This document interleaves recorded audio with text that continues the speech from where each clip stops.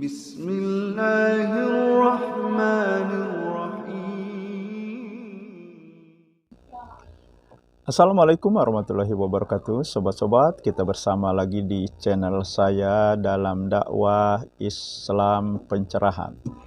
Sobat-sobat, lagi-lagi modus mantan Wahabi dijadikan trik untuk mendiskreditkan Wahabi, untuk membusukkan gerakan Wahabi yang sesungguhnya gerakan mengembalikan kemurnian Islam ini, gerakan mengembalikan kebenaran Islam sesuai dengan Al-Quran dan Sunnah Nabi.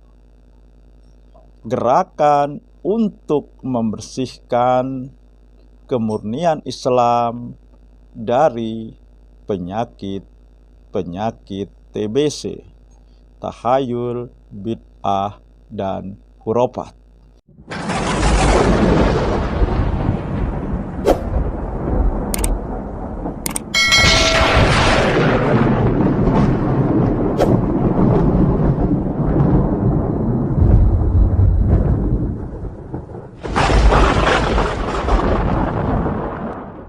Jadi menyangkut pertanyaan Kiai, kenapa kok saya nggak bergabung lagi dengan halakohnya kawan-kawan itu. Nah, pada saat kami berangkat ke Jakarta, ulama kami yang kami bangga-banggakan, yang sangat saya sayangi waktu itu, saya idolakan. Ulama salafi maksudnya ya? Iyalah Kiai. Ya. Nah, salah satunya ulama besarnya kok malah mengatakan bahwa kami yang turun ke Jakarta untuk mendemo ini tadi disebut kumpulan kebun binatang. Ada lagi ulama satunya lagi yang mereka mereka anggap ulama besar lah di kelompok itu. Itu lebih parah lagi, mulutnya dalam mencaci maki.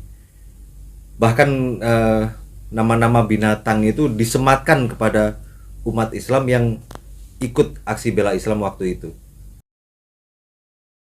Nah, jadi sobat-sobat yang mengaku mantan Wahabi ini kembali ke pangkuan aswaja, kembali kepada pemahaman ahlul bid'ah, ahlul TBC, hanya karena ada menurut dia ulama Wahabi yang berkata kasar, mengucapkan nama-nama penghuni kebun binatang, tetapi dia tidak menyebutkan siapa ulama yang berkata kasar seperti itu. Seharusnya kalau memang ini benar, dia berkata benar, berkata jujur, disebutkan siapa ulama yang dia katakan sebagai Wahabi mengucapkan kata-kata kasar seperti itu. Bahkan ada satu orang lagi katanya yang berkata kasar seperti itu.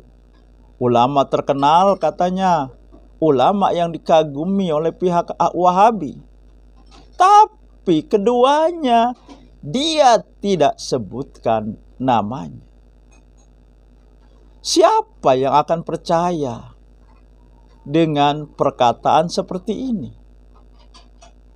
Hanya orang-orang yang bodoh, orang-orang yang tidak cerdas, orang yang tidak berakal sehat mempercayai bualan-bualan seperti ini.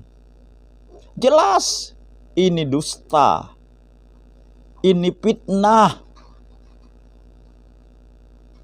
Ya siapa saja bisa berkata ulama ini berkata itu, ulama itu berkata seperti ini, kasar dan segala macam. Siapapun bisa mengucapkan kata-kata seperti itu.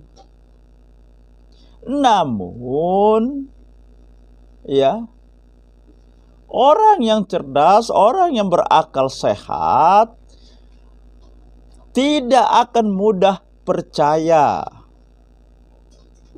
kalau tidak dikuatkan dengan bukti.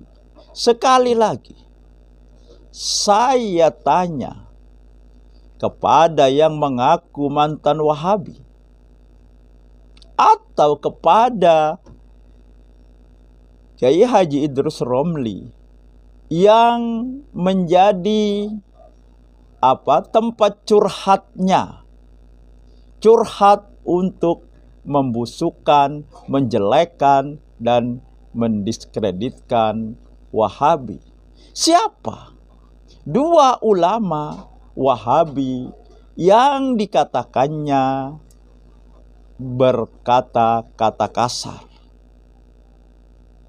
Tidak mungkin, ya, walau bagaimanapun temperamen, ya, orang-orang yang aswaja menyebutnya Wahabi tidak akan mungkin berkata seperti itu. Ya, bisa dibuktikan, ya. Kalau memang ada yang berkata seperti itu, silahkan dibuktikan. Dan yang mengaku mantan Wahabi tersebut tidak menyebutkan siapa nama ulamanya, ya karena memang tidak ada. Itu hanya bualan, itu hanya fitnah, itu kebohongan, itu dusta.